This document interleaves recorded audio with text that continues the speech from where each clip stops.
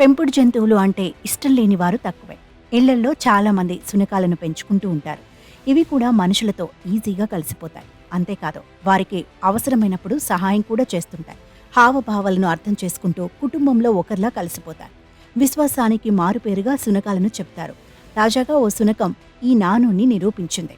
యజమాని ప్రమాదంలో ఉన్నాడని తెలిసి ఊరికే ఉండలేకపోయింది.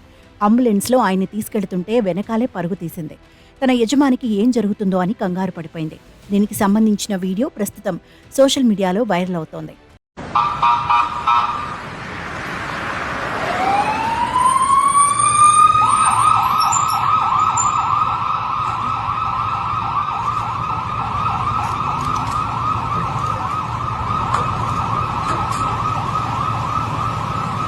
గత కొద్ది రోజుల క్రితం ఓ సినిమా వచ్చింది.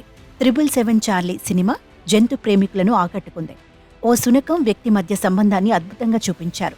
ఒకసారి బంధం ఏర్పడితే ఎలా ఉంటుందనే కథతో హృదయాన్ని కదిలించారు. అయితే తాజాగా ఒక శునకం కూడా తన యజమాని పట్ల విశ్వాసాన్ని చూపించింది.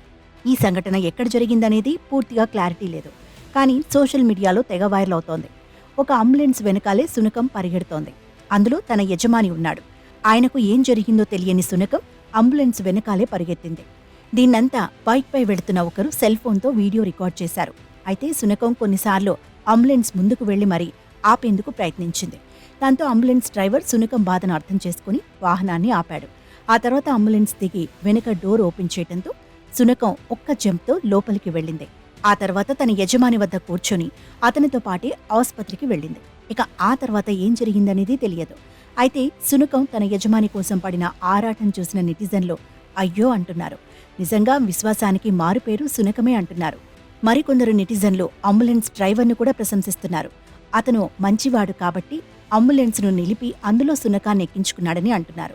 ఏది ఏమైనా ఈ శునకం యజమాని కోలుకోవాలని ఆకాంక్షిస్తున్నారు.